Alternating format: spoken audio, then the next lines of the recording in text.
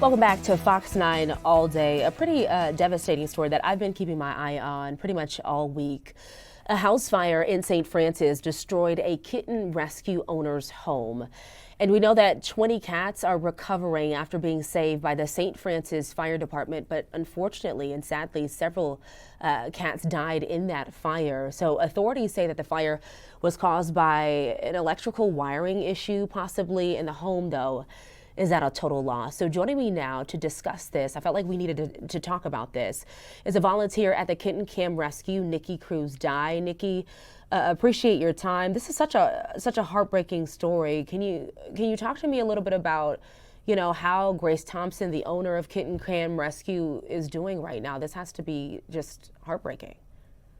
It has been a devastating week for Grace and for all of us who volunteer at the rescue. There's like 5 or 6 other folks who go to that rescue every single week, along with my 2 young daughters. Mm. So many tears have been shed this week over the lives that were lost of those poor souls. But there's good news. We have found the one cat that was unaccounted for today, and we're in process of getting him back, getting him some veterinary care, and getting him back where he belongs with people that love him. Oh, that's great. That is great news. Nikki, just kind of talk to me about what happened over time, because then we can sort of get to that too, because I know there were several cats that, of course, passed away, as I mentioned, several that were saved though, and then now you talk about the one that was missing. Talk to us a little bit about let's start with the fire, because there are a couple of steps here. So maybe let's begin with the fire and what happened that we know, and then what has transpired since. It kind of sounds like it was some kind of electrical wiring or some kind of electrical thing that Hmm. happened outside of the house, I believe, that started on the outside, and then Grace heard some strange noises. She thought maybe somebody was breaking into her house late at night, like around midnight. So she grabbed her phone to call 911, and she opened her bedroom door to see what was going on and saw this wall of flames. And all of a sudden, the patio door just exploded into the house, and flames and smoke just started rolling in. And she had one of her personal cats that she could, just grab right next to her. Hmm. She just grabbed that cat and she just trucked out the front door, and she ended up getting some blisters on her feet from how hot it was and how intense those flames were in the house. Wow. So she got outside and called. Her neighbor was trying to break down the door to alert her to get her out. Crazy, so scary. Yeah, and absolutely. We saw, sort of the aftermath there. We were just looking at pictures of what the home looks like, obviously at a total loss right now. She was able to, save, well, the fire department as well, save some of those cats. But when you think about, when you talk about a rescue and maybe some sort of the issues that they had prior to, coming to you guys and also to Grace, and then now you think of potentially smoke inhalation as well. I'm assuming that's something that you guys are dealing with too. Yeah, the fire department did an amazing job rescuing a bunch of cats from the house, and administered first aid to them, and all of those cats were transferred to a veterinary clinic who lives in the area too, and was up and able to come help right away at, like, 1 o'clock in the morning.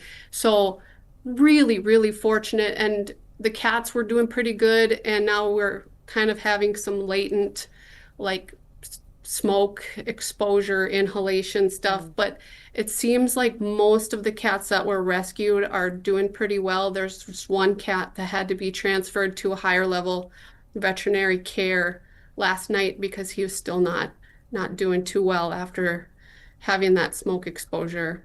And Grace lost is it four of her own cats? Yeah, Oh, she wow. lost four. And they're her own cats, but all of the volunteers that go to that rescue think of those cats as their own cats too, Yeah. because they're just so sweet and loving. It's just really, really hard loss for all of us. Yeah, Nikki, can you talk to me about that part too? Because as volunteers, I'm imagining it takes a village, right? When you talk about this sort of mission and what you guys are doing and the amount of cats too. So talk to me about this rescue mission and how your sort of day to day works. Um, we all have this like deep sense of love in our hearts for animals, and we kind of joke that we're the crazy cat ladies, but I mean, we just love animals and hate to see them suffering.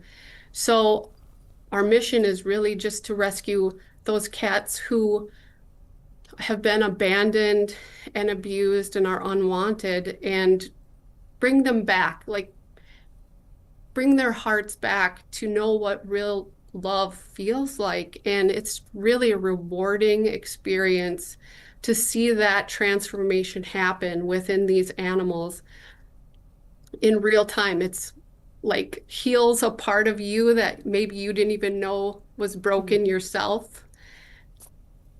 That's a sweet way to look at it.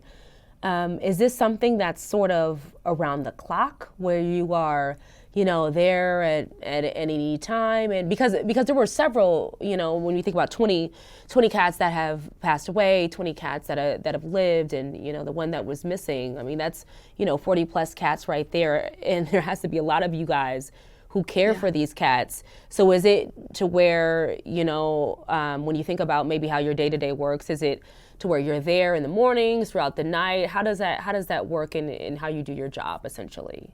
It sounds like a lot of cats, but walking into Grace's house, you would have no idea there's Oh, that okay. many cats in the house.